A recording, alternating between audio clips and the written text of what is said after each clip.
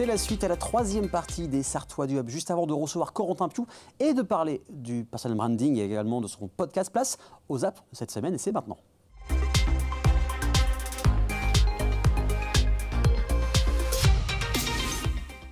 Écoute, mon cœur à la rythmie s'emballe au ralenti.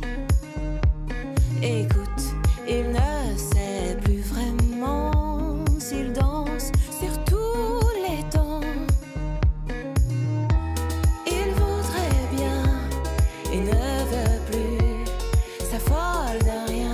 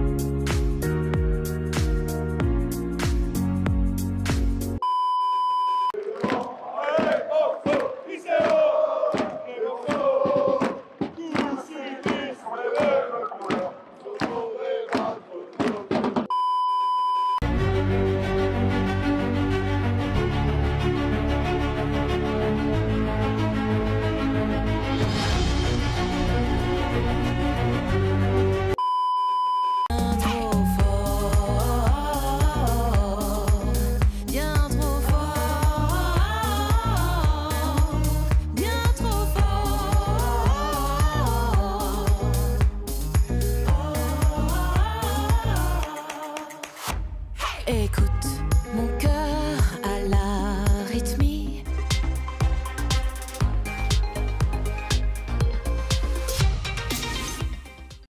Il est temps maintenant de parler de podcast et de personal branding et c'est maintenant.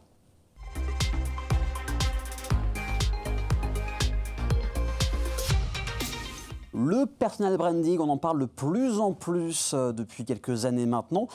Et depuis un an, il existe La Source au Mans avec Corentin Piou qui avait parlé déjà il y a un an ici sur le plateau des débuts de l'entrepreneuriat. Il est de retour ce soir. Salut Corentin, comment vas-tu? Bah ça va très bien et toi, le Camille Combal du Mans? Le Camille Combal, j'aime bien qu'on m'appelle comme ça me fait plaisir. C'est un bon compliment. Donc ça a beaucoup bougé. Pour toi, ouais, il y a un an, tu parlais des tout débuts de la création de La Source. On va juste rappeler ce que c'est réellement le personal branding pour les gens qui ne le savent pas précisément. Pour les gens qui ne savent pas, en gros, c'est le fait de véhiculer son image personnelle pour l'intérêt de son projet, de son entreprise, de son business, si on est artiste aussi, c'est de véhiculer son image en fait, parce qu'aujourd'hui, l'humain reprend toute sa place dans la communication et il y a un intérêt d'humaniser. Aujourd'hui, je dis souvent, ce qu'on veut savoir derrière un projet, c'est qui il y a derrière. C'est ça. C'est ce qui nous intéresse, c'est le qui. Des gens authentiques aujourd'hui, c'est ça qu'on recherche, que les gens recherchent. Donc je résume vite fait pour te présenter. Fan de basket, artisanat, le bon café, les personnes passionnées, passionnantes, entrepreneurs communicants. Est-ce qu'on rajoute des choses par rapport à ça? Est-ce qu'on rajoute des choses, un mari comblé, une femme formidable, un petit garçon formidable aussi qui se met au basket petit à petit. Ah donc la passion se transmet, c'est cool. Mais non, ouais, il y a pas mal de choses déjà, c'est une bonne base. La photographie un petit peu aussi. La photographie aussi, tu as exposé aussi. Enfin, en un an, j'ai vu, il y a beaucoup de choses qui se sont faites. Ouais, pas mal de choses. Cette année, si tu devais la résumer, ce serait quoi le résumé de La Source pour ces un an? Le résumé, déjà, si je suis là un an après, c'est bon signe. Oui, bien sûr. C'est déjà une bonne chose parce que voilà, c'est toi, tu le sais aussi, l'entrepreneuriat, c'est pas un long fleuve tranquille. J'appelle souvent des montagnes russes. C'est que ça. des fois, ça peut être très, très positif, l'ascension, puis des fois, on peut se casser la figure et des choses qui tombent moins vite. Mais si on doit résumer, en un an, c'est passionnant, quoi. Voilà, on parlait justement de mon départ l'année dernière de la banque. Oui, tu as démissionné, donc il n'y avait pas d'aide, non, il n'y avait pas de chômage, il y avait 0 euro. C'est ça, il fallait un petit peu. Donc, il a fallu rassurer aussi tout le monde autour de moi, sur ma famille, mes amis. Oui. Au début, ils se disaient, tiens, il va un petit peu tester, s'amuser, et puis on verra. On verra dans un an. Ouais, c'est ça. Et puis, voilà, maintenant, c'est un petit peu plus sérieux. On sent que les gens me font un peu plus confiance et se disent, tiens, finalement, il y a peut-être quelque chose. Et c'est ça un petit peu. Donc, passionnant et maintenant, on réfléchit à l'après, là. On réfléchit à développer. C'est ça. Il y a pas un moment donné, Stano, tu t'es dit, dans quoi je m'embarque? Est-ce que ça a marché? Ou ça a tout de suite plutôt bien fonctionné dès le départ? Tu as bien communiqué, tu as rencontré du monde aussi, tu étais à Créapolis? Ouais, c'est ça. En fait, moi, j'avais commencé donc, début janvier 2024. Et en fait, ça a mis 10 mois vraiment à se lancer. D'accord. Vraiment pendant 10 mois où tu te dis, on faisait des points de passage avec ma boss, ma femme. On rappelle, ta femme, c'est elle qui organise tout, qui gère tout.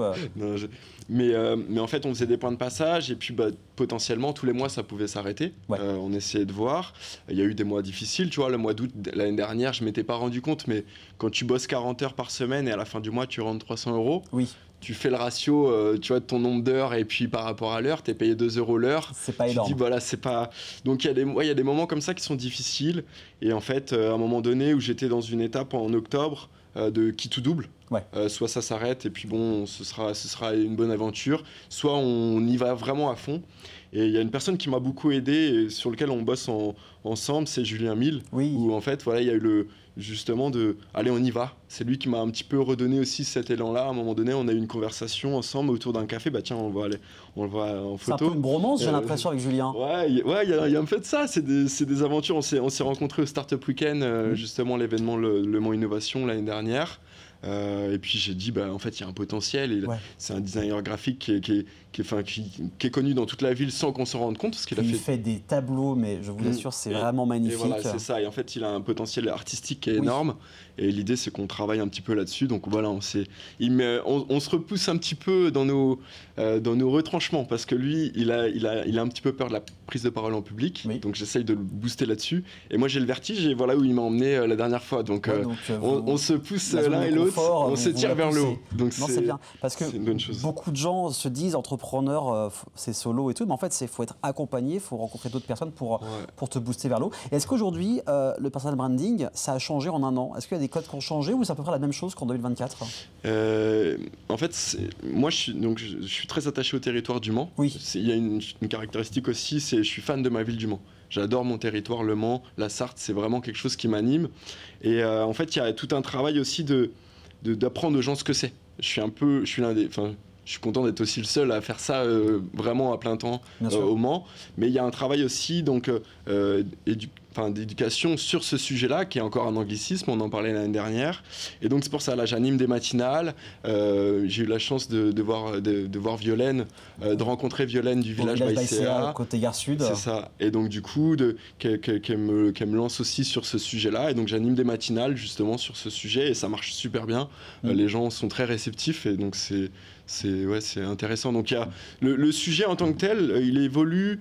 Il y a pas mal de gens qui arrivent, mais il y a déjà pas mal de gens sur le sujet à Paris, notamment, à l'international aussi. Mais pas trop dans les villes comme Le Mans, Tours, Nantes? Non, un peu moins, enfin, c'est différent. Mais après, ce qui est marrant avec ce sujet-là, c'est un peu un sujet de mode. Et on a chacun un peu notre couleur aussi. Il y en a qui vont beaucoup aller sur la viralité, ce qui, moi, me paraît... c'est pas l'authentique, en fait. Non, moi, ce que je veux, c'est l'authenticité. Et vraiment, que les personnes qu'on voit là à l'écran, qui sont passées justement dans le podcast, et on va en parler. On va en parler dans un instant. Mais c'est des personnes en photo, c'est dans la vraie vie, ils sont pareils. Oui, voilà, c'est ça. Tu vois une photo de Célia, tu vois, c'est toujours plein de pétillant, tu vois, tu sens que c'est dans le mouvement. Toujours, et en fait, si tu la rencontres dans la vraie vie, elle te fait danser au bout de 5 minutes. C'est ça, je confirme. Il y a eu un rendez-vous entrepreneur une fois, au bout de 5 minutes, on va bouger. On va faire un réveil musculaire, comme on appelle ça. Et puis, c'est évident. Et c'est ça, moi, le sujet du personal branding, c'est qu'on te voit sur les réseaux sociaux, mais dans la vraie vie de la même manière.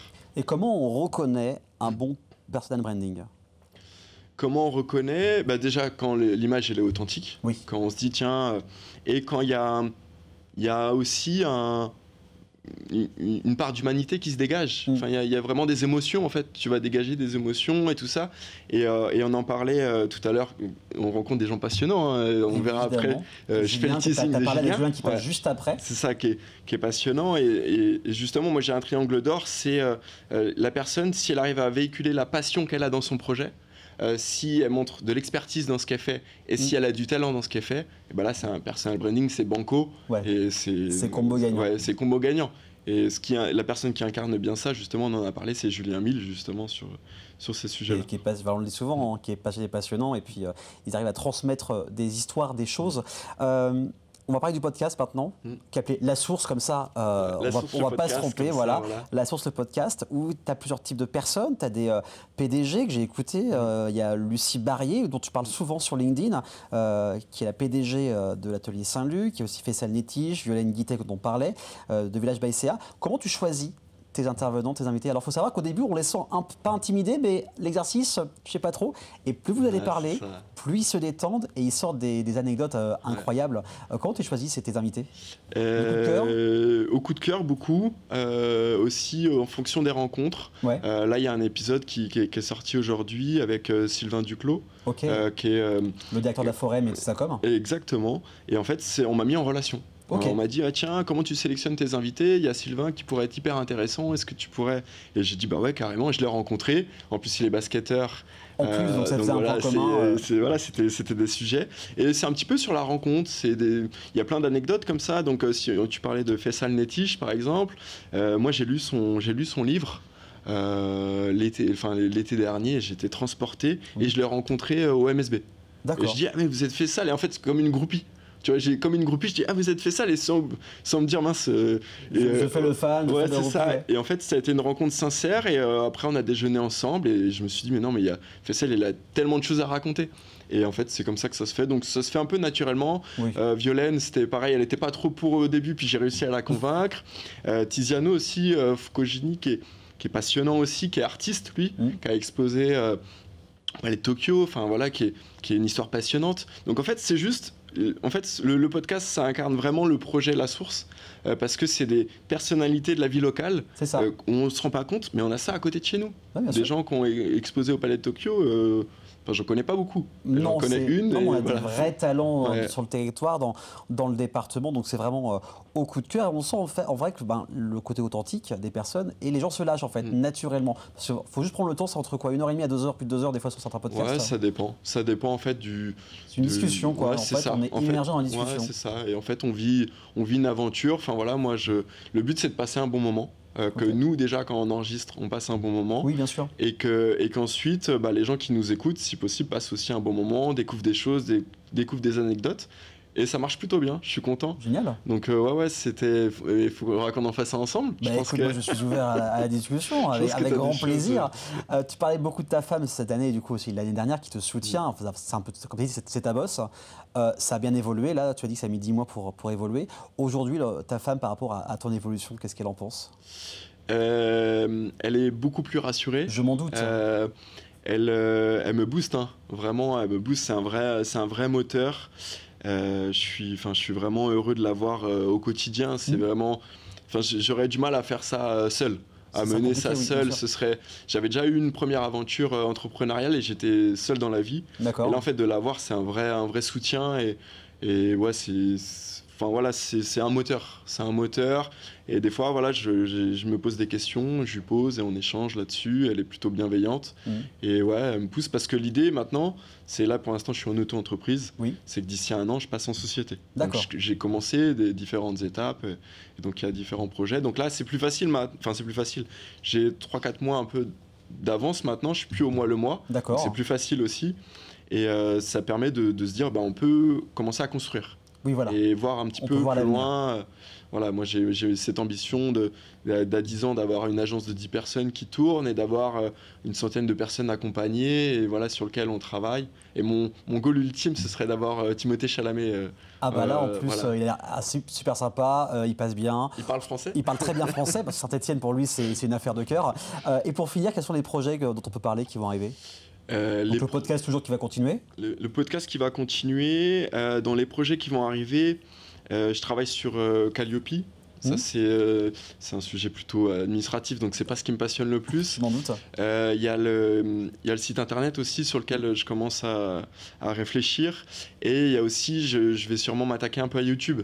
D'accord. Je réfléchis un petit peu à ça, réfléchir à un projet d'émission, justement sur le podcast, mais peut-être un projet aussi d'émission, enfin réfléchir. Je sais qu'il y a eu 8 minutes pitch compris et j'aimerais bien, même si ça s'arrête, de réfléchir un petit peu à pouvoir prolonger un petit peu cette mouvance qu'il y a eu, qui était passionnante, qui a été un projet qui a été porté par Adrien, Chloé et Erwan, et que je trouvais en fait fabuleux en fait sur les deux événements. Un projet qui mélangeait du stand-up, qui mélangeait des rencontres d'entrepreneurs. Donc, en tout cas, on leur passe le bonjour. En tout cas, merci beaucoup Corentin. Je peux faire une petite dédicace? Oui, bien sûr. En fait, l'année dernière, tu m'avais offert ce moment-là aussi où on était passé à la télé. Mes grands-parents m'avaient vu à la télé. Oui, c'est vrai. Et j'étais mon grand-père qui m'avait dit, vous nous avez offert un beau moment de télé. Et ça m'avait énormément touché. Oui. Et donc je passe le bonjour à mes grands-parents, Claude et Yvette à La Ferté-Bernard et Bernard et Paulette à Roisey-sur-Sarthe, qui suivront l'émission. Donc bonjour à tous et des bisous. Plein de bonnes choses. Et on vous salue en tout cas, merci beaucoup pour le retour, ça fait un très très beau compliment qu'on reçoit. En tout cas, merci beaucoup pour ce beau compliment. En plus, la Ferté-Bernard, je connais très bien, j'étais au lycée là-bas, donc un bel endroit. Merci beaucoup Corentin, merci aussi aux grands-parents qui ont fait ce très beau compliment. Eh bien, affaire à suivre pour le reste des projets. Et restez avec nous dans quelques instants, on va parler d'un rendez-vous à ne pas rater, direction Povala, pour un événement, c'est Haru Japan, avec pas moins de 150 véhicules d'exception. On en parle juste après la pub, à tout de suite.